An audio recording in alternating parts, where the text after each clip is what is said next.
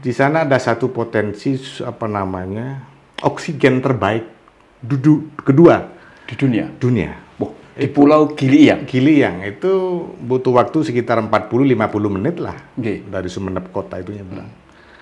Seandainya itu sudah dapat dikelola dengan baik, Mas Mujib, wah, saya pikir tamu-tamunya luar biasa. Ya. Tetapi karena memang butuh infrastruktur itu tadi, butuh pelabuhan dermaga di sana, kemudian satu sisi di Kapal juga ya. Gili Iyang, itu kan mestinya pemerintah turun tangan itu. Ya. Pelaksanaan perda itu oleh eksekutif, oleh Pemprov masih menurut saya sangat jauh sekali dari harapan. Oh. Jangankan mampu melaksanakan semua apa yang ada di dalam perda itu. Jadi ada beberapa poin penting misalnya di perda itu yang mestinya pemerintah segera lakukan itu. Ya.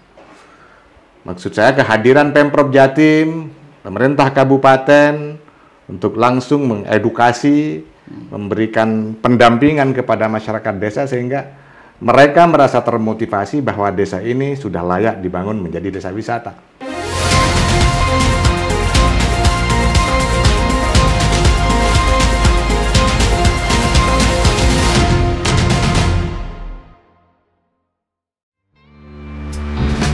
Dari desa kecil di ujung timur Madura, lahir seorang tokoh yang tumbuh besar bersama semangat pengabdian dan cita-cita luhur untuk membangun bangsa.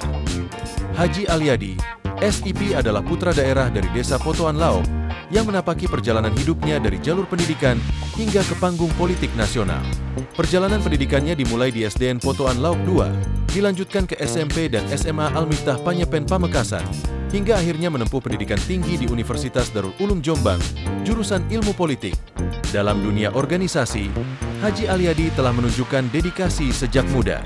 Ia memulai kiprahnya sebagai pengurus ranting PKB Desa Karanganyar, kemudian menapaki jenjang struktural partai hingga menjadi pengurus anak cabang PKB Kecamatan Ketapang, sekretaris DPC PKB Sampang, wakil ketua DPC PKB Sampang, dan kini dipercaya sebagai wakil sekretaris DPW PKB Jawa Timur. Kepercayaan masyarakat terus mengalir, terbukti dari karir politiknya yang konsisten dan berprestasi. Sebagai anggota DPRD Kabupaten Sampang periode 2009-2014, kemudian melangkah ke tingkat provinsi sebagai anggota DPRD Jawa Timur periode 2014-2019. Dan kini menjabat sebagai Ketua Komisi B DPRD Jawa Timur sejak 2019, sebuah posisi strategis dalam mengawal sektor perekonomian, pertanian, dan UMKM di Jawa Timur. Dengan pengalaman panjang, dedikasi tanpa henti, dan komitmen terhadap nilai-nilai keadilan sosial, Haji Alyadi, SIP terus berjuang demi kesejahteraan rakyat, menjadi jembatan aspirasi, dan menyalakan harapan bagi masa depan Madura dan Jawa Timur yang lebih baik. Haji Alyadi, SIP, mengabdi dengan hati, memimpin dengan integritas.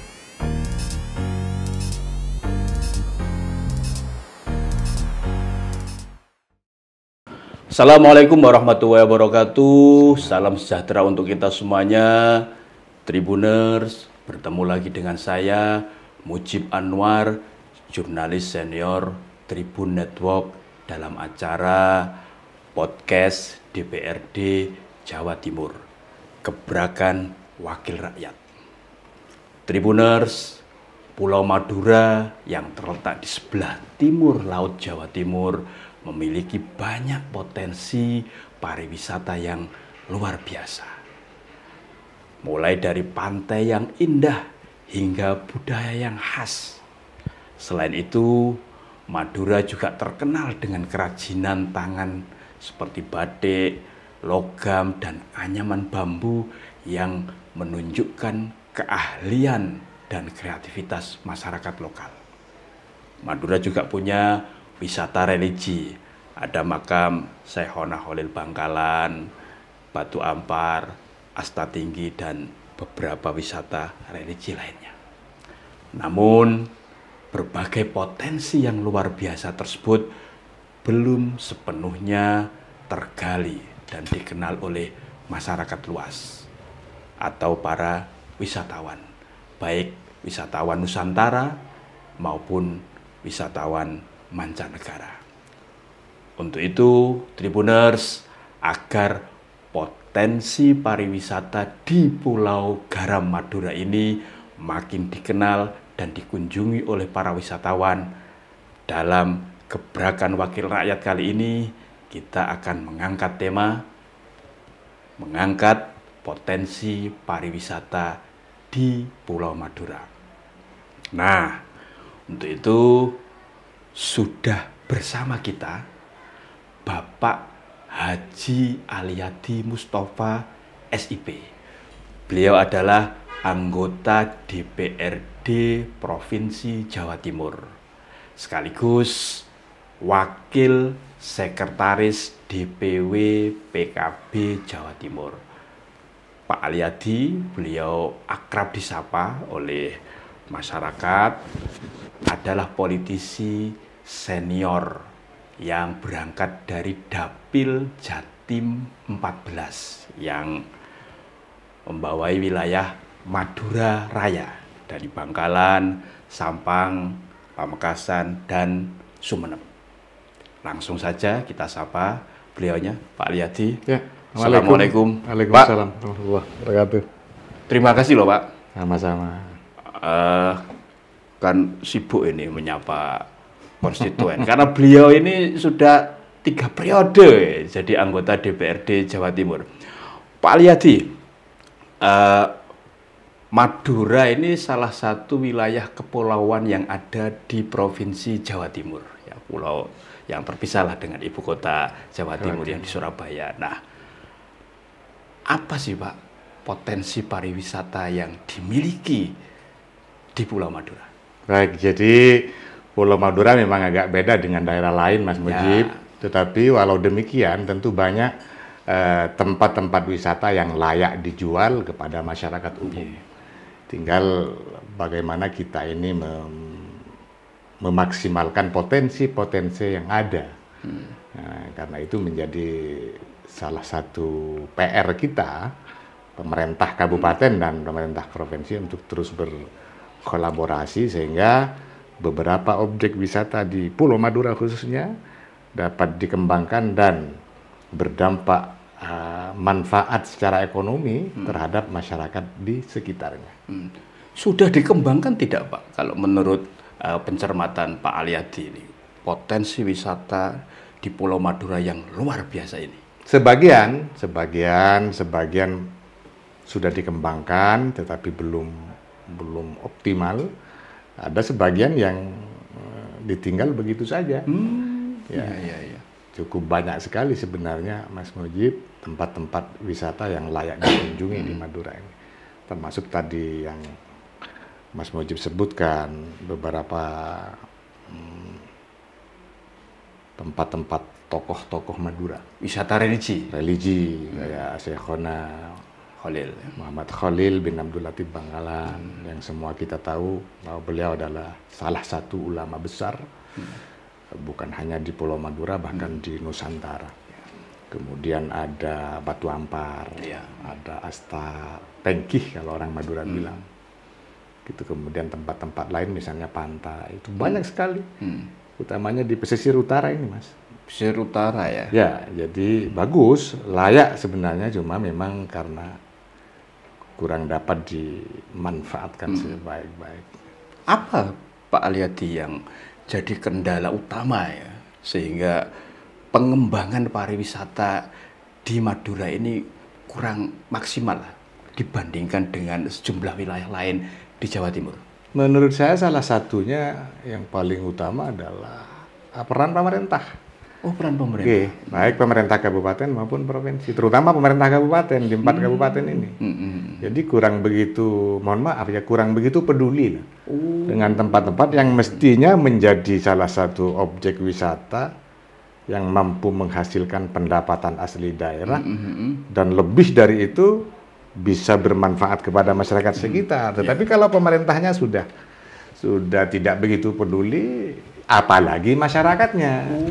Kira-kira begitu. Karena Madura ini, Mas Mujib, karakteristik masyarakat Madura ini memang agak beda dengan daerah-daerah lain. Ya.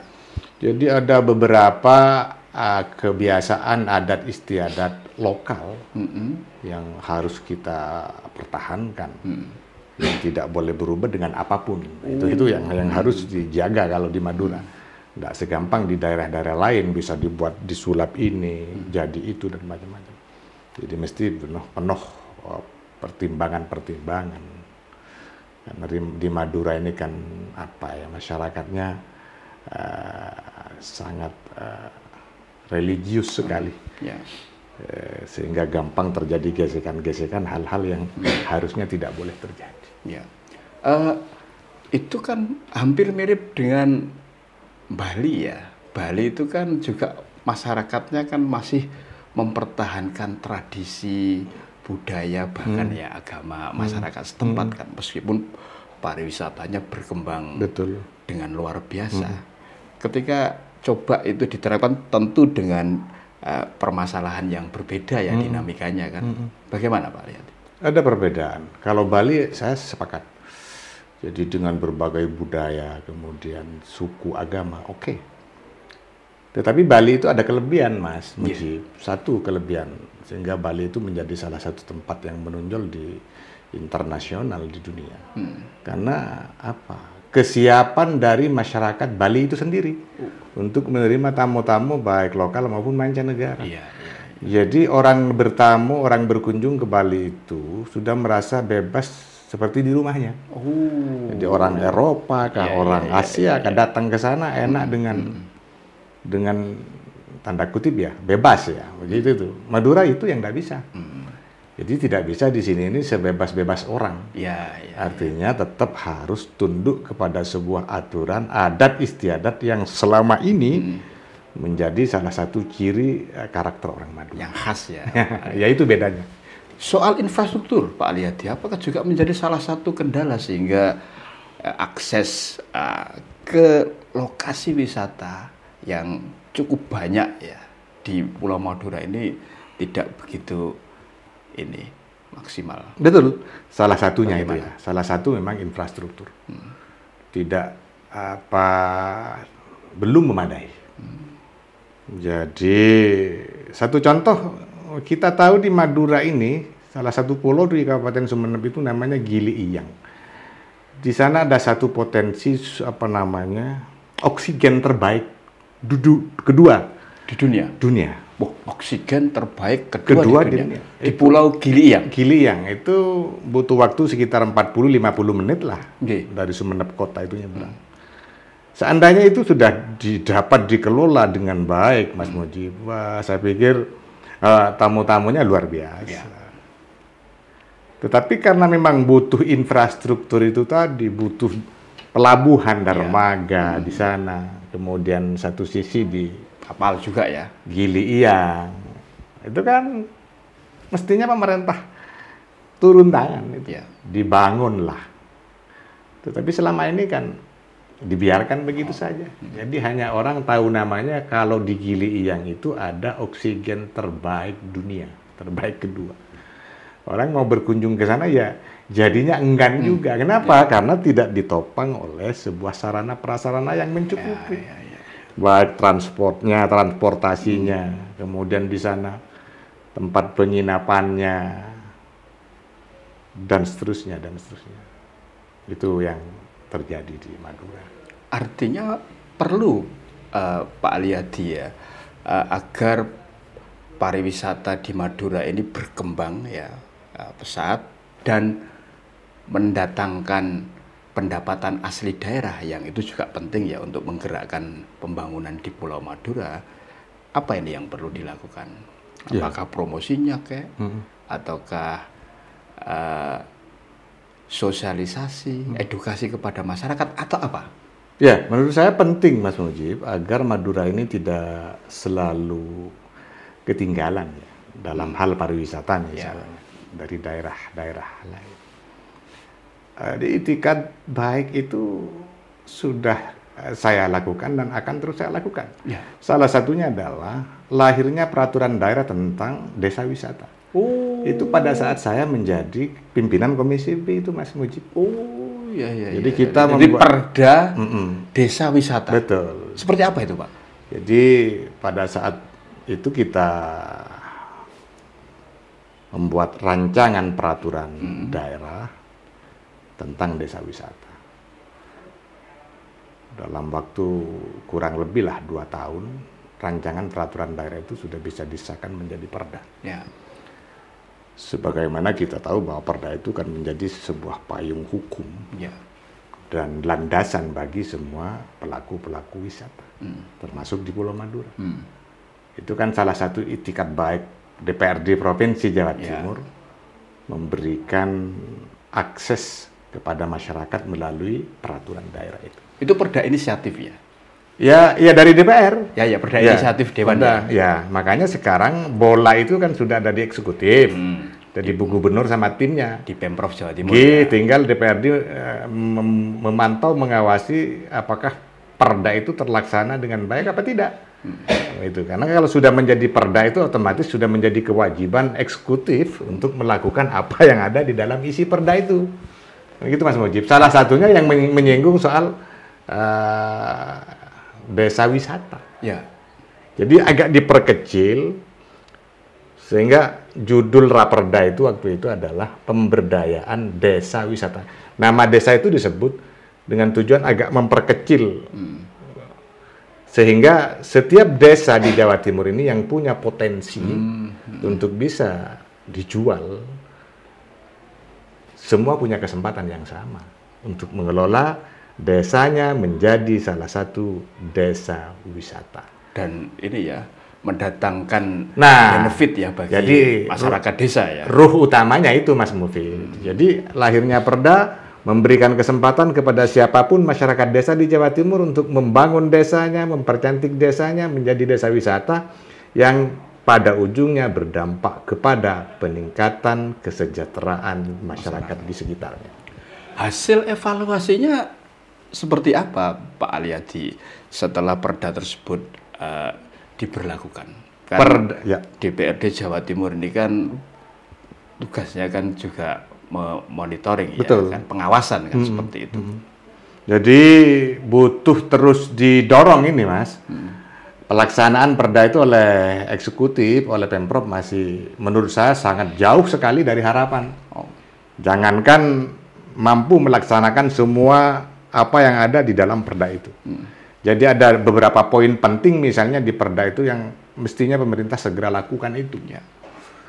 Maksud saya kehadiran Pemprov Jatim, pemerintah kabupaten untuk langsung mengedukasi, memberikan pendampingan kepada masyarakat desa sehingga mereka merasa termotivasi bahwa desa ini sudah layak dibangun menjadi desa wisata.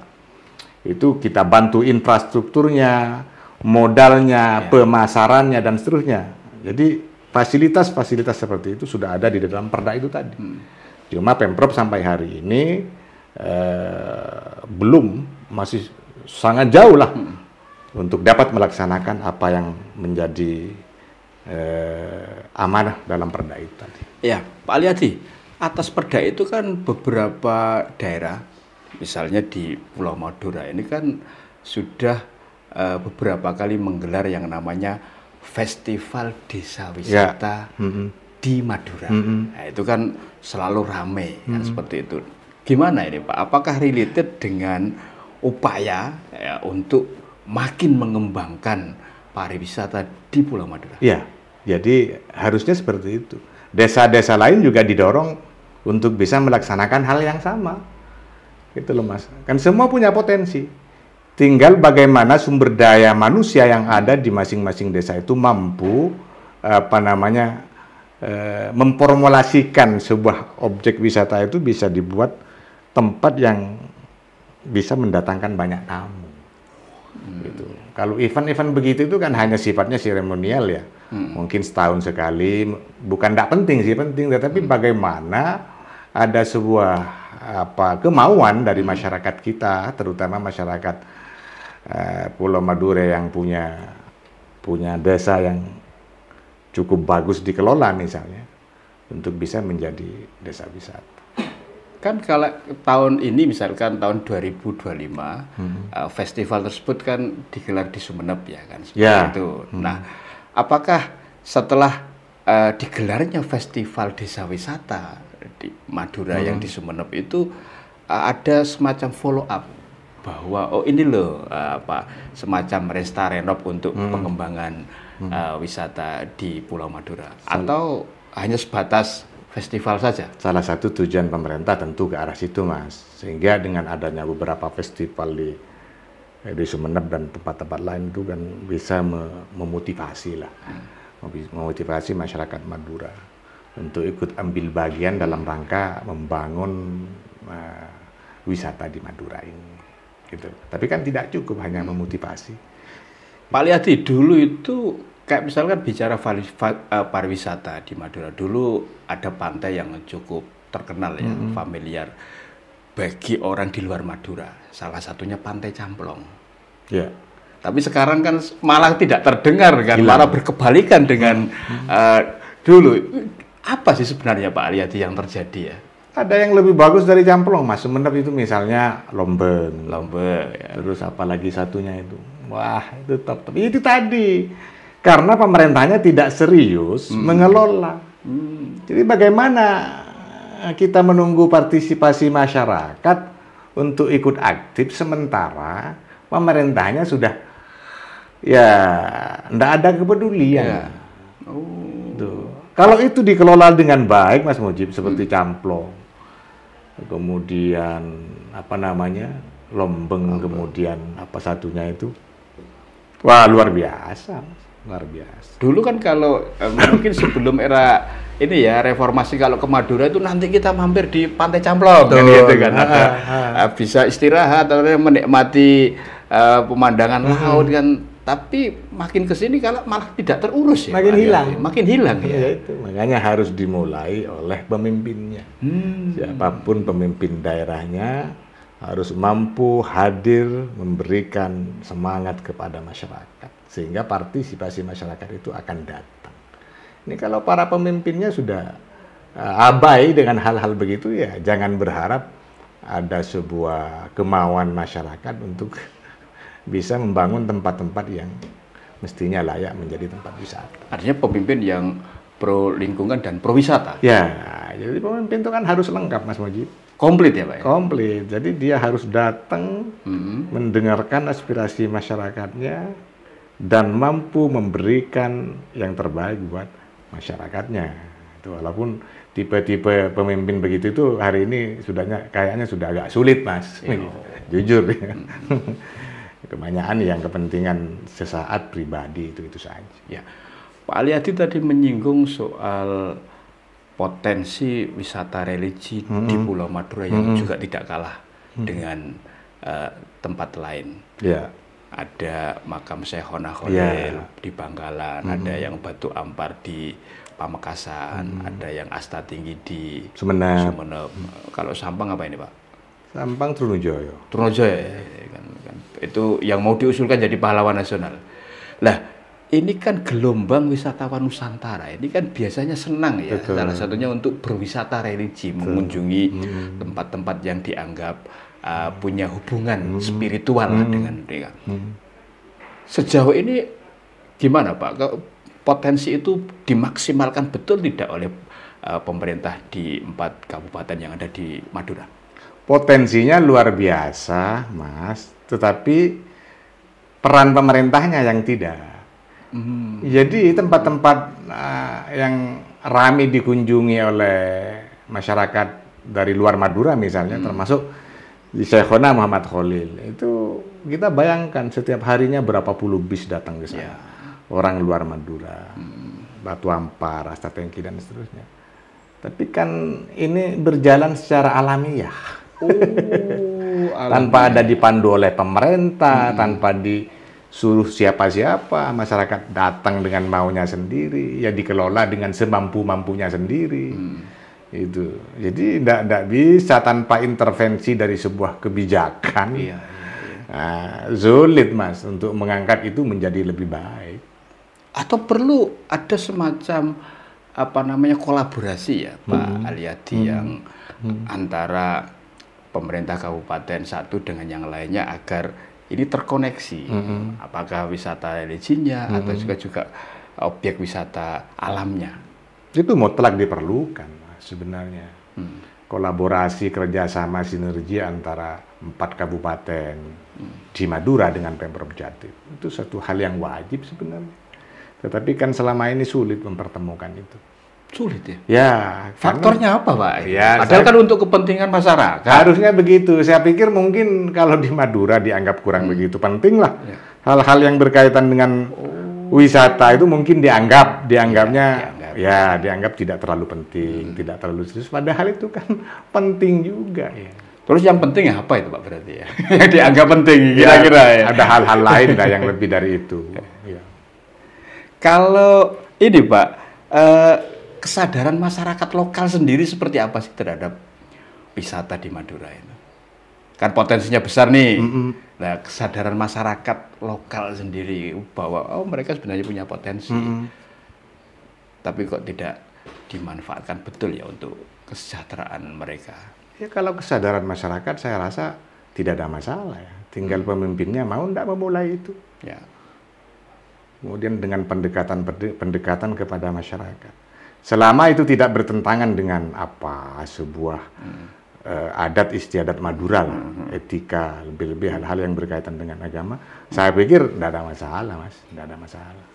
Artinya apa ini menurut Pak Aliyadi langkah konkret lah kira-kira yang mendesak untuk dilakukan agar keberadaan potensi wisata di Madura yang luar biasa ini, baik wisata alam maupun wisata religi maupun wisata buatan lainnya ini betul-betul dirasakan manfaatnya ya untuk ekonomi masyarakat, juga Madura makin dikenal oleh para wisatawan. Ya itu tadi tergantung dari bagaimana itikat baik dari empat pemimpin di 4 kabupaten ini. Karena enggak mungkin juga Jawa Timur selalu intervensi, sementara itu menjadi kewenangan kabupaten misalnya. Ya, jadi tinggal bagaimana para pemimpin, para kepala daerah di 4 kabupaten ini bisa mampu memberikan sebuah kesadaran kepada masyarakat untuk bisa bersama-sama membangun wisata di beberapa tempat yang memang dianggap layak untuk menjadi tempat wisata. Pak Aliyadi, di Madura itu kan ada juga ya event tahunan yang juga cukup menarik bagi para wisatawan. Salah satunya karapan sapi. Betul. Bahkan itu sampai memperebutkan piala presiden. Nah, sejauh mana ini? Oh, kalau itu sudah. Eventnya ini kan sudah lama kan seperti itu. Tapi makin kesini seperti apa? Menurut hemat Pak Aliyadi? Ya tinggal itu saja sebenarnya, karapan sapi itu yang sampai hari ini masih eksis. Nah, tiap tahun itu saja mungkin karena ada embel-embel piala presiden. Seandainya tidak ada begitu bisa jadi.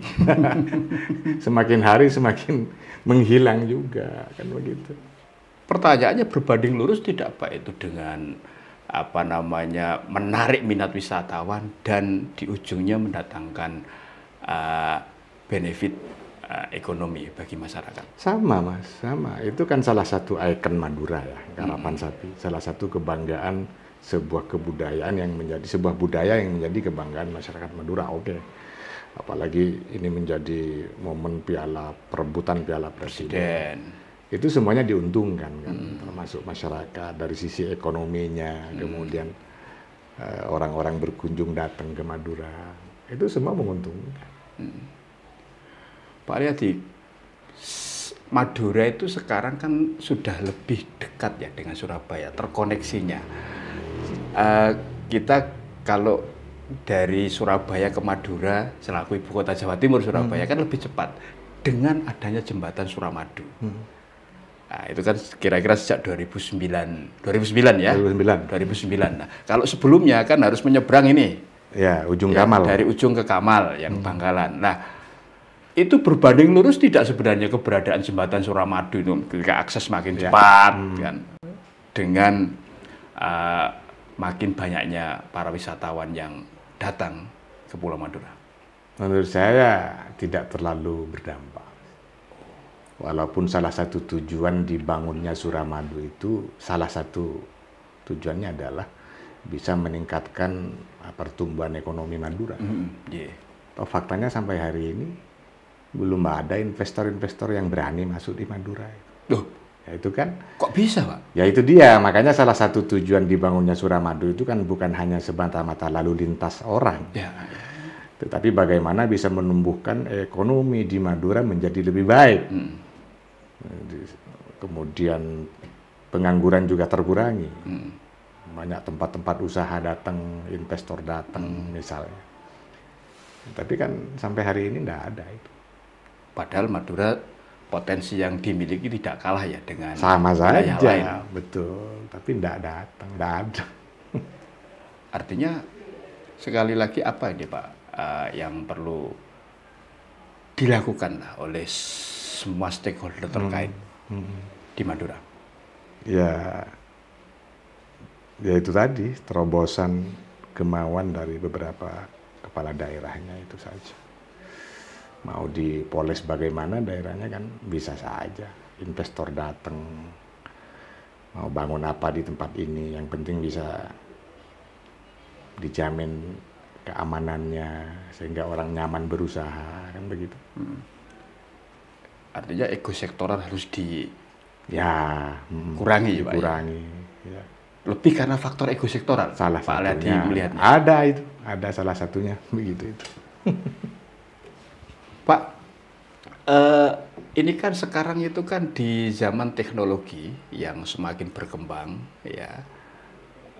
Salah satu yang menjadikan wisatawan itu tertarik datang ke suatu tempat objek wisata itu kan soal viralitas, Pak. Ketika viral di media sosial, banyak yang akan datang, hadir, penasaran, ingin melihat. Ini yang karena tadi sudah ada yang namanya Perda Desa Wisata. Nah, kan itu sudah dilakukan tidak dengan mengeksplorasi dan mengelaborasi potensi wisata dengan me-up di platform sosial media biar viral dan nanti menarik wisatawan hadir. Ada sebagian masih sebagian sudah bisa dilakukan itu, Mas. Kemudian sosialisasi dari peraturan daerah sudah terus kita laksanakan secara bertahap ya. Sudah pernah ini nggak Pak, misalkan disampaikan ya Bapak kan wakil rakyat ini di DPR Jawa Timur dengan misalkan Dinas Pariwisata Provinsi, ini perlu ini lebih dikembangkan ini, dimaksimalisasi ini potensi wisata di Madura. Ya selalu, Mas, pasti. Jadi salah satu mitra kerja Komisi B itu kan Dinas Kebudayaan dan Pariwisata. Jadi diskusi kemudian koordinasi dalam hal-hal yang berkaitan dengan budaya dan wisata pasti selalu kita lakukan. Ya, Pak Aliyadi, terakhir ini apa ini pesan dan harapan Bapak ini agar potensi pariwisata di Pulau Madura ini makin terangkat dan berdampak kepada kesejahteraan masyarakat lokal. Baik, jadi potensi-potensi yang ada di Madura perlu terus ditingkatkan dan dimaksimalkan, yang pada akhirnya berdampak kepada peningkatan kesejahteraan masyarakat. Untuk itu perlu sebuah kerjasama di antara para pengambil kebijakan, para pemimpin, untuk bisa menggarap potensi-potensi yang ada di Pulau Madura selama tidak bertentangan dengan nilai-nilai dan norma yang ada di Pulau Madura. Saya rasa itu menjadi keharusan kita semua. Tribuners, demikian tadi podcast Gebrakan Wakil Rakyat bersama Bapak Haji Aliyadi Mustafa SIP, anggota DPRD Provinsi Jawa Timur sekaligus Wakil Sekretaris DPW PKB Jawa Timur. Tetaplah setia di channel YouTube kesayangan Anda, Harian Surya Official, Tribun Network, mata lokal menjangkau Indonesia. Saya Mujib Anwar undur diri. Assalamualaikum warahmatullahi wabarakatuh. Salam sejahtera untuk kita semuanya dan jangan lupa bahagia. Yang paling penting lagi, jangan lupa kunjungi tempat wisata yang menarik di Pulau Madura.